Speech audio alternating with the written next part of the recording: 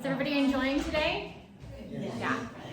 It's great to have you all here, and we're here to just chat a little bit about talking to children about Huntington's disease. It can be a difficult topic, but hopefully we can give you all some resources, some tools as you either consider or are in the process of, or helping supporting someone through this different stage. So first off, with who we are, so we are recording, so if you all are comfortable asking questions throughout the presentation with the recording, you're not obviously being shown in it, you're welcome to, but I also know it may be a little bit hard knowing this is going to be published to ask any questions, so we can also pause recording or wait till the end to address those too for any anonymity needs. But who we are, Erin, introduce yourself. My name is Erin Paterson. My dad is living with Huntington's disease. He has late onset HD and he's currently 83 years old and doing pretty good. He started having symptoms in his 50s, and I went through genetic testing in my 30s, and I'm gene positive for HD as well, and I'm his main caregiver. I don't live with him, but I do everything else for him. And I decided to write books and share my story about living with HD because I know a lot of people, including myself, was very secretive about HD being in the family, and I just wanted to try and break some of those stigmas by saying, hey, this is me, this is what I'm living with, and this is what it's like to be from an HD family. And from there, I went on to publish some other books, including Huntington's Disease Heroes, where I helped other people from the HD community share their stories as well. So that's me, and my daughter wrote Bloopy the Alien Learns About HD, so we'll be seeing that play later on. And you're part of HD CAB? Oh, I'm a part of HD CAB, which is the Community Advisory Board, and the purpose of HD CAB is to work with drug companies to help make clinical trials more accessible to the HD community. I got to kind of introduce myself earlier, but Jenna Heilman, I'm with HDYO. I also am a partner of HD CAB. We collaborate with the European and International Huntington's Associations for that. I personally I don't have a family connection to HD, but as I mentioned earlier today, through our advocacy efforts at HDYO, we really help support so many people that do become family members. One of the things that I think is important as we hit on this topic is that, as you all know, finding out about Huntington's disease is extremely challenging to process, and that process looks differently at age 5 compared to 15, then 25 and 35 because of everything else happening in the background. So someone who learns about Huntington's disease earlier, it's kind of a part of their life, and then someone who maybe has a parent who's diagnosed because of lots of different issues or stigmas or misdiagnoses later in life, if you're in your 30s or 40s and find out about Huntington's disease and that you're at risk, that experience is very different. So at HDYO, we try to provide that one-on-one support and education and empowerment no matter where you are within that journey, because nothing is right or wrong, it just is. So how can we help support? Because you need to have that individualized care. I will share that our one of our board members, Dr. Bonnie Henning-Trussman, who's also a board member, and she partners with HD Reach. Her specialty is about talking to kids about HD, and we'll share some of the resources that she has. So these slides are encompassing what she talks about, and that's also derived with what's on our website as well, because she's a driver with how we share information about speaking to children about HD. So some things we'll talk about today is understand the reasons why you might consider talking to kids about HD, knowing the who, the when, the why, the how, and what, learning about the different emotions that, and we say kids, it doesn't necessarily mean youth, it could mean a variety of different ages, and we also acknowledge the fact that they may not be your biological kids, but you may be a guardian or maybe supporting in another role for these kids' experiences. So we're kind of using this as an overarching term. And then learn about different approaches that you might consider when talking about talking about HD to kids. So I wanted to start off, we're going to do a combination of tools from HDYO's perspective and then Erin's own personal perspective as well. So I wanted to start off by asking you, Erin, what were some of the driving factors and reasons why you wanted to talk to Emma about Huntington's disease? Well, in my family, Huntington's disease was kept a secret from me, and I didn't find out until I was deciding to have kids of my own that I was even at risk for HD. And I found out about HD, I went through genetic testing, and I tested gene positive within like 8 to 10 months, which, as you can imagine, is not really a very long time to consider all of the implications of the decision that I was even making. This was back in like 2006, so there weren't even a lot of resources online. I don't even know if HDYO existed at that point. Matt was talking and BJ were talking, but not formalized. Yes. So I didn't know anybody from the HD community. I only had memories of my grandmother causing a lot of fights in the family. And so I just thought, oh my gosh, that's what's gonna happen to me. So really going through genetic testing and finding out I was gene positive was a very traumatic experience. And I didn't want my kid to feel like that traumatic experience. So we decided to take a different approach than my family did. And for us, what we thought would work best would just be talking about HD from the very beginning and just having it be a normal part of our lives and not be this dramatic reveal at some point in our kid's life. Mm-hmm. Yeah. Thanks for sharing about that. So from our perspective, some of the reasons why you might decide to talk to your children about HD is that each child has a right to know anything that affects their family.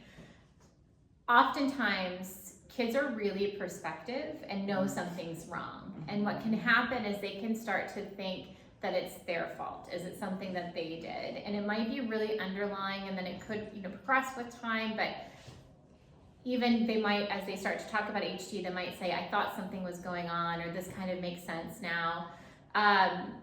It can be something that if you don't talk to your kids about HD, they might feel like HD is really scary and something that should be kept secret. They could find out the truth from other people. We hear that all the time, especially as awareness grows for HD. There's the show House. We had people who recall that once the character who had Huntington's disease, someone said, oh, that must be what your parent has or what have you, and that's how they first found out about it because they were making those connections, which can be challenging. They can be a comfort to the family. Kids are really resilient and supportive, and it can be an outlet for you all to feel like you have someone to talk with as well. And they have the amazing capacity to deal with difficult situations. And I think it's important to understand that fear is a learned attribute. You don't start being scared of something, you kind of learn of that. Similarly with treating things differently, you don't know that they're different until someone tells you that they're different. So it can kind of become something that's engrossed in their day-to-day lives, not something to be scared of or embarrassed about. And children have to learn that some of these changes are going to be kind of the new normal, and that they can kind of grow and accept in this and learn how to manage those different situations. I think if you haven't read the Blue Bee book that Emma, Erin's daughter, did, she talks a little bit about some of those experiences introducing Blue Bee to a grandfather who has Huntington's disease, and kind of talking about like, these are some of the things that are changing now, and so how you kind of cope and manage with them. It's always hard to figure out who should tell your kids about HD. If you, the parent, the guardian, or someone close feels comfortable doing so, that's always the best one to start the conversation. We want to make sure that the people who are having these conversations have the right facts about HD. So then that way, if a kiddo is asking questions, they are kind of prepared for that. And we'll talk a little bit more about some of those things and how to prepare yourselves for. And it's also great to include a professional staff member. So sometimes you might be seeing a social worker and you want the social worker to be a part of the conversation, great. If you have a clinician who wants to be there to help support, great. Someone who is maybe a religious leader that's really close to your family who can just be there as a support system is great. Doesn't have to be the case, but those are some of the things to consider too when bringing this up. When to talk to kids about HD. So at any age is totally fine. We aren't going to tell you that it should be a specific age. Only you all as the guardians, family members, loved ones know when you're also ready to talk about HD with kids. What we've learned from, you're fine. What we've learned is that the younger a child is, the more basic the information should be, right? So you don't need to enter in the conversation and say, Huntington's disease is a neurodegenerative disease that affects cognition, because they're not gonna retain that information. But you can say things like, I know that maybe you've noticed, have you noticed that grandpa is forgetting things, or that he needs help with X, Y, and Z? Well, this is what's going on, and you can talk about it in basic terms. You may be getting questions, so I can be prepared based off of their age that they might be asking some more questions, and they might have some more specific concerns with how it impacts them. It's never too early, and it's never too late. So Erin, do you want to share a little bit about your first recollection of when you started to talk with Emma about HD, and maybe how that transitioned throughout time? I don't actually remember the first time specifically, because I would just like throw it into little conversations here and there whenever there was an opportunity. And obviously whenever we'd go visit my dad and things would happen, then we'd have a conversation on the car ride home, or sometimes when we were with my dad. So when my daughter was young, my dad was just at the beginning phases of HD. And we'd go for walks on the beach, but then he couldn't walk on the beach anymore. So then she would be like, come on, Grandpa, let's go walk on the beach. So then we'd have to say, Grandpa can't walk on the beach anymore. It's too hard for him because his Huntington's is getting worse. And that's exactly how we would say it. We would never shy away from saying the words Huntington's disease, because I wanted her to know the reasons behind why he is getting sicker and sicker. And that was just it. And then as she got older, that was during the pandemic. And then we'd have Zoom calls with my dad because he was like in lockdown. We had tons of lockdowns in Canada all of the time. We were basically locked down for 2 years, and we'd have Zoom calls, and my dad couldn't get the camera right, so we always just saw the ceiling and the top of his head. And after the call, she'd be like, this is so boring, I don't want to talk to Grandpa. But it's important for her to maintain the relationship with Grandpa.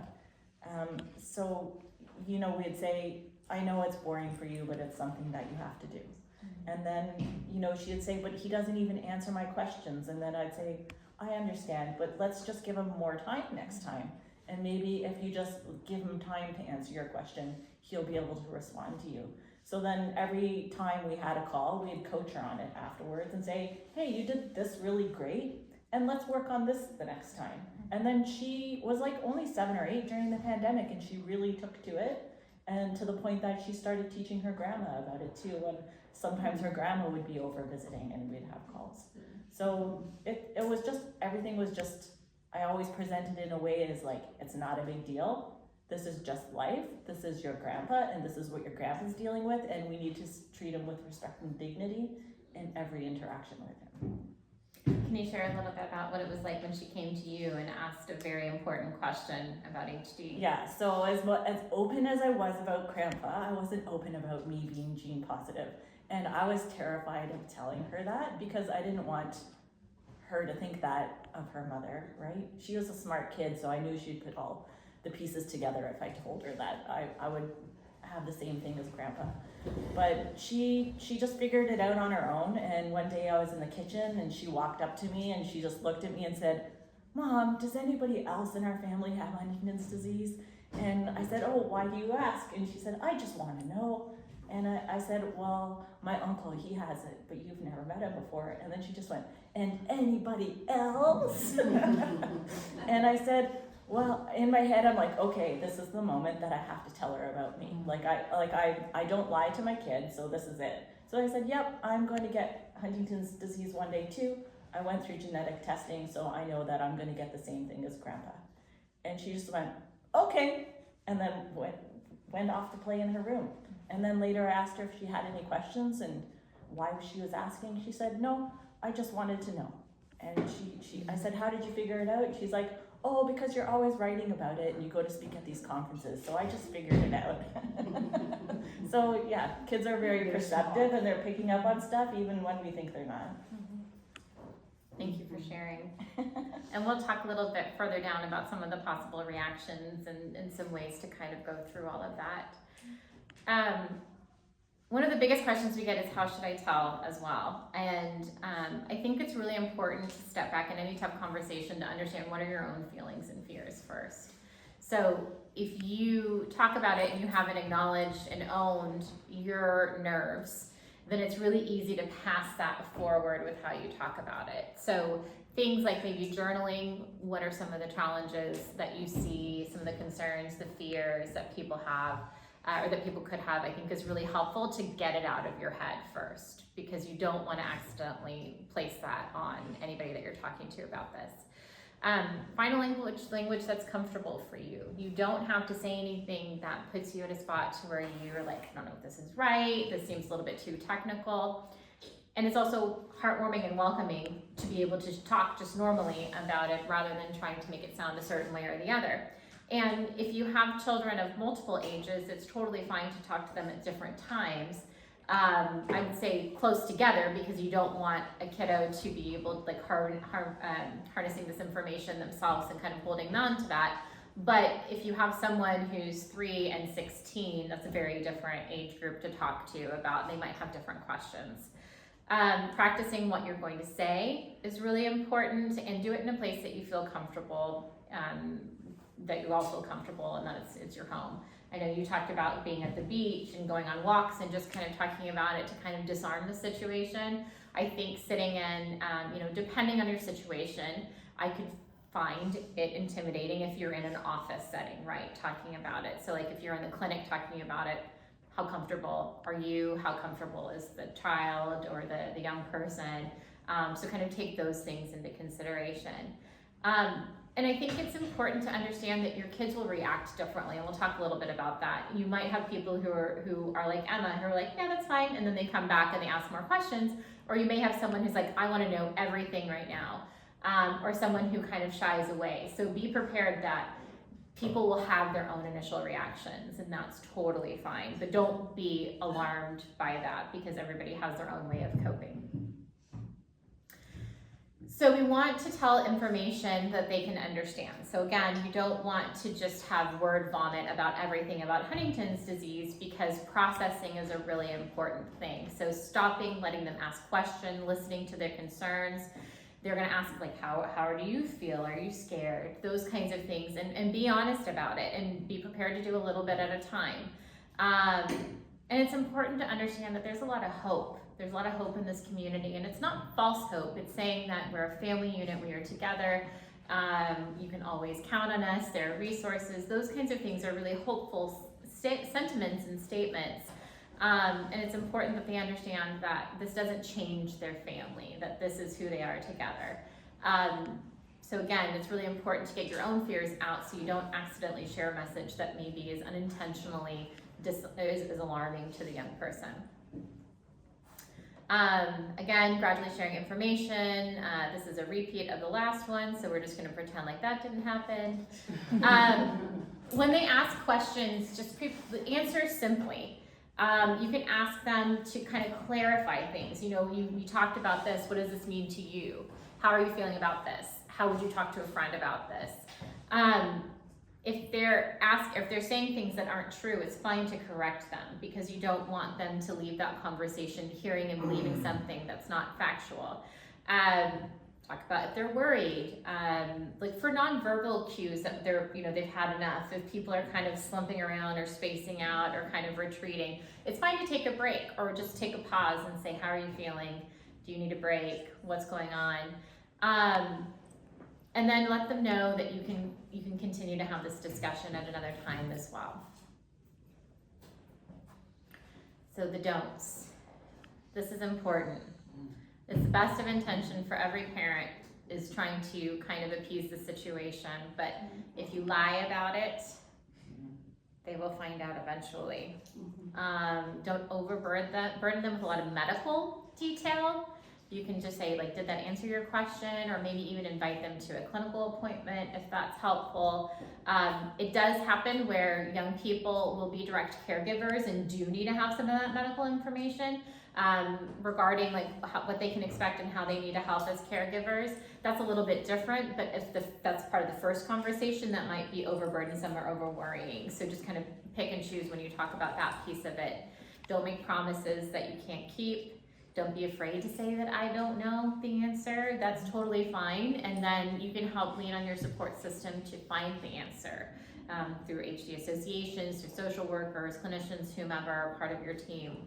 And don't try to get them to talk if they're not ready about it. It's okay if they don't want to talk. You can say things like, I gave you a lot of information today. I know your friends can be support for you, but not a lot of people know about HD. So if you have any questions, I can put you in touch with someone. So that's really helpful too. There are, so in the US, the National Youth Alliance out of HDSA has youth social workers that are available by region that can chat with anybody at any age about those things. We're there to help get people to the right resources. Brandy's great here. So there's a lot of people that you can reach out to help get that support. So some things to consider with what to say. So mommy, daddy has an illness. It's called Huntington's disease. This makes mommy or daddy or grandparents do some things that aren't always normal at times. Draw a family tree and talk to the kids about the family members and how HD has impacted, without discussing what at-risk means. I think that especially those first times, to kind of thrust people into understanding what their risk might be would be very overwhelming, but really focusing on that educational piece. Of course, the conversation of you do need to prepare yourself depending on the age if they were to say, will I get Huntington's disease too? So thinking about what that answer might be is really important. Coping with the unknown and uncertainties. I think that's the biggest thing that people can be worried about is, and we hear this all the time with the unknowns and the uncertainties of what HD can bring, how it's going to impact your family, what your children's risk will be. And there'll be some questions that you can't answer, and you have to learn how to accept this, and it's really hard to do that, but it's important to encourage and help support your kids to understand it as well. And then find out as much as possible to make that unknown more familiar. I'm going to stop here. Anything that you want to share with any of these as you have worked with Emma or dealt with it on your own? I would say that the car has always been a good place for us to have conversations. Sometimes not having to have direct eye contact is a little bit easier and you're focused on other things. I would say as Emma's gotten older, I've been, in the beginning I was trying to protect her and shelter her from my own emotions around HD because it's very upsetting for me to know that I'm going to get it, but I didn't let her know that. But then she is going to be my caregiver one day. Mm-hmm. So I don't want her to think like I'm Superwoman and that I could do it all and it doesn't impact me emotionally. So eventually, after visits with Grandpa, she caught me crying on the drive home one time. So then I was like, okay, I'm not going to hide it from her anymore. I want her to know that it's hard. And so then we talked about why was I crying? What happened that day that made me so upset? And I hadn't been doing that before. So then now it's kind of our habit of saying, okay, here's all the things that didn't really go so well, and that was kind of a hard visit, but then here are all the things that are going well. So yeah, my dad had an accident while we were there. That was really hard for us to deal with because we didn't know what to do. But then we had a really great lunch with him and he was able to eat the sandwich that we brought him, and that was really nice. And he said 3 sentences in a row that day. Normally my dad could just say very good and that's all he could say. But then there's some days where he just really perks up and he says, thank you for coming to visit me. I really enjoyed it. And we're like, oh, that's getting a glimpse of my old dad, and it makes me sad and excited at the same time. So she is her own little advocate now. She's out there educating other adults on what it's like to have HD in the family, and to me that's really inspiring. But I do have to say, she's not at risk. So I know there's a whole other level that I'm not experiencing because my daughter is adopted. So I haven't had to think of those things in all of my conversations. Thanks for sharing. So here are some tips to deal with some of these changes. So again, letting them know gradually that there will be changes that affect what a person with HD is able to do. Keeping the household routines as normal as possible without denying the illness is really important. Young people thrive on routine and boundaries and those kinds of things, so maintaining that's really important. Asking for help when you all need it. Be flexible when necessary, especially as the next section is going to be about feelings and reactions from kids, but be as flexible as you can depending on the situation. And then always have an emergency plan if something should happen and someone's not reacting the right way. Who are those contacts that you call? What are those boundaries that you can set? I just wanted to also say, now that my daughter is 12, she's getting to the stage where she doesn't like mom's opinion so much anymore. So What? So I'm starting to think about, okay, now I need to get her more involved in the youth group in Canada or the youth group in the United States, because I want her to be able to have somewhere to go for those answers, and maybe there's things that she doesn't want to talk to me about. So I'm starting to think about those as the next steps of looking for people outside of me. Because if I don't provide it the right people, then she'll just find it on the internet, right? Or through other people who don't know about HD. And look, we all say stupid stuff with the best of intentions when you're trying to support someone. And unless you're in that family experiencing it or in a similar family, it's hard to provide the same kind of level of support. So towards the end, we'll have some different resources that are available for that. But that's an excellent point of that community of other people who just get it. I mean, sometimes just being in the space with others where you don't have to define what HD is so empowering, especially for young people. So the fun part, feelings and reactions. We all have them, and it can be exponentially challenging managing this. Kids can feel sorry for themselves. Why is this happening to me? Kids may feel angry at the person for being sick. Kids may feel angry at the disease, but then take it out on any of the parents or on the well parent. Kids might try to become the super kid and unrealistically have high goals for themselves. Kids might feel scared, be fearful that something will happen to the sick person when they're not there. So all of those are things about ownership, how they're processing. Kids might withdraw in order to become independent, something that happens to their parent. We see this a lot where kids in HD families grow up faster for a lot of different reasons. One, they might be taking on a caregiver role. Two, they might have some financial burdens in the family, depending on the family situation that they're aware of. Their lives are changing, and those things can cause them to grow up faster. Kids might resent the fact that they need to take care of the affected person. Kids might make jokes about everything to cover up their real feelings. And some children will act out to get attention, or might say that they feel ill in order to stay with the affected person. So just things to kind of prepare for. So things that you can do a little bit is to try to do things together as a family. That's always really helpful to understand that the family environment is still there. Even in the effects of HD, you still have that core family together. Laugh. We all feel better when we laugh. You know, and it might be something where people are open about what they're experiencing with HD, and they can kind of make an okay joke about it, you know, not making fun of the situation, but, you know, kind of bringing together and having that lightheartedness. You can make an inspirational slogan together as a family. That's kind of your code word. You can post about it. You can share about it. Share the good stories together. And when you're having these positive memories, you're teaching the kiddos that it's okay to have fun even when they're sad. I think that extra burden of the seriousness of HD can be challenging because it is a heavy topic, but there is so much hope in this community, and so continuing to bring that forward. But it's also important to have boundaries and to exert discipline when needed. So if kids are acting out of sorts, sometimes as a parent, you might feel, or guardian, you might feel that it's okay to act out and do this because we've just dropped a bomb on that. And that might be the case, but it depends on what the degree is. So if they would normally get punished for something and then they acted out and did that very thing that they would normally get punished for, just because you talked about HD doesn't make that thing acceptable. So you need to have some of those same stabilities at home. Obviously, there might be some grace that's needed for certain circumstances, but again, children thrive in order and support and routine, and so just be prepared for some of these things.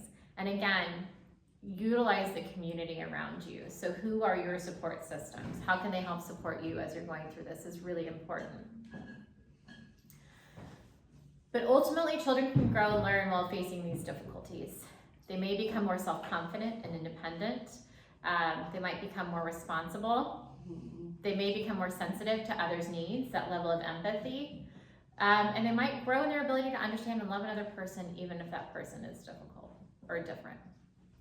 And I think it's important too, if your child is involved in activities or is in school, to give their support system at school or at religious organizations a heads up of what's going on. They might see differences that you don't see, whether that's behavior or grades or retreating or what have you. You don't have to make it a big spectacle, but I think it's important to give them a heads up to know that we're planning on talking about it. And then you can also answer questions that they might have. How can you best support? How can I best support you as a family? What are some things that I can help with at home? So I think that's really important to really bring that whole community around your family together. These are additional resources that are available. So as I mentioned, Dr. Bonnie's book about talking to kids about HD is available. We have this on our website as well. We'll go through some different resources too, but we have a section that will show you about speaking to kids about HD and other things. As I mentioned, HD Reach, you all are here today doing this, which is really important. They talked about meetups, so staying engaged and involved, including your kids, even staying in the room over there and having fun, or getting involved with other like-aged groups was really great.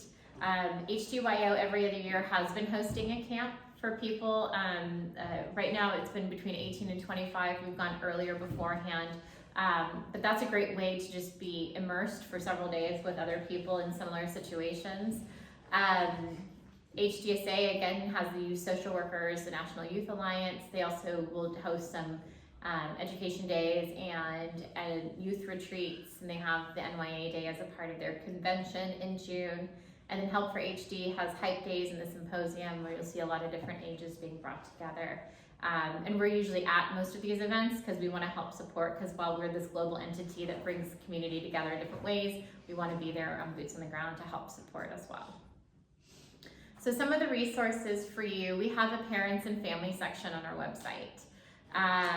This is translatable. We have a translation widget, so if you are English isn't your first language, or you know others where English isn't your first language, it can be translated automatically into dozens of languages.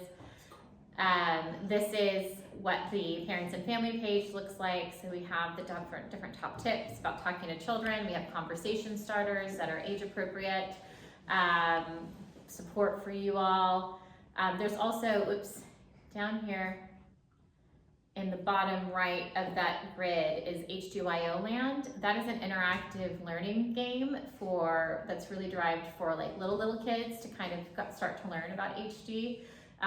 So that's a good tool just to kind of walk through. Our founder, Matt, whose child is 7 now, started to really look at that on his own and read up on that. It was just really fun to be able to see, because that was Matt's idea to create something like that, so to see it full circle.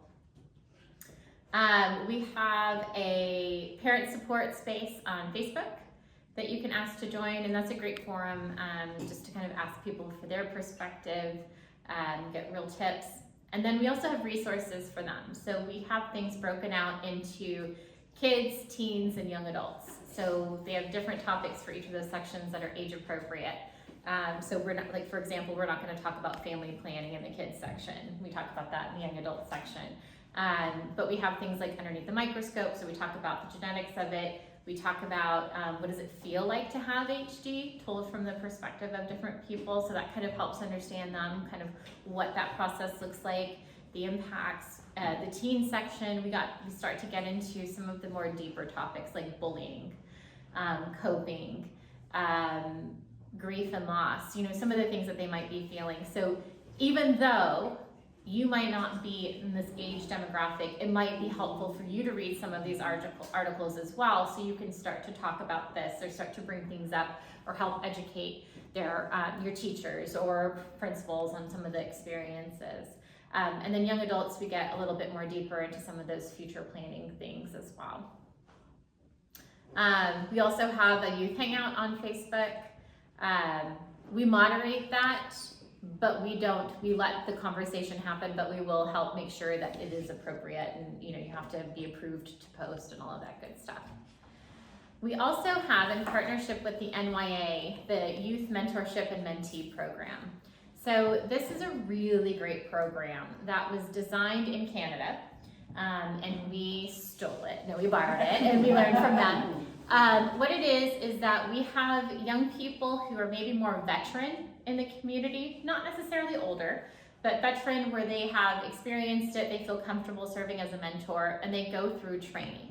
So they are trained to be a mentor to answer key questions, what resources are available, what may come up when working with another person impacted. They're also paired with an NYA social worker, so then that way, if there are questions, they have someone of direct line of contact to help support them. Then mentees can apply to be a part of the mentorship program, and they are paired to a one-on-one connection.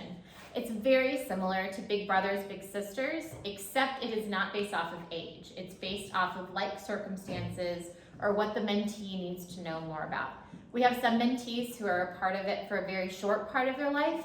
For example, if someone's going through IVF and wanted to talk with someone else who's gone through IVF, they may join the program during their process to get one-on-one support from someone who's gone through it and then be done with it. You might have people who are in the LGBTQA+ community who want to speak with someone similarly identifiers to be able to talk about the complexities of both. People with substance use, people with who's a primary caregiver right now, who has a grandparent who lives in the same state. So we try based off of individual needs to find someone who fits with some of that they can maybe relate to in different ways. And what we find is that some of our mentees become mentors, which is really exciting. And they might still have a mentor themselves, but then turn around and be a mentor for someone else. So it really is a cool program. And so if you're interested, we have flyers downstairs. There's also some at the NYA table, and you can continue to learn more. Marianne, who is on crutches, she just hurt herself while traveling here. She helps lead that along with another Jenna from our team. So she's another good person to chat with. And we have a lot of videos. So there's a lot of personal testimonies. This is a lot of information. There's a lot of information on the website, but it's done in a way where your kiddos can get information slowly and gradually over time. But there's a lot of different experiences that are shared throughout videos, which I think is really helpful. And it can be a way that you feel and that anybody feels like they're not alone whenever you hear similar stories. And so it's also a way to do that safely from your home, rather than if you're not comfortable taking that first step to come to an event or it's in between events or what have you. So there's a lot of good resources there. And ultimately, we're here for you. We are here to be a sounding board. I'm fine getting yelled at. We like to be there to support, get you connected, answer any questions that you have, and help in any way that we can. I don't know, Erin, if you wanted to add anything else. No, I'm good. I would just say, I guess your website is done in like easy to understand language. That is accessible to everybody, which is really great. It's, thank you, I'm glad. That was the key point that HDYO started, was the website. So we try to build, and if you have any questions or if you're missing anything, please let us know from that.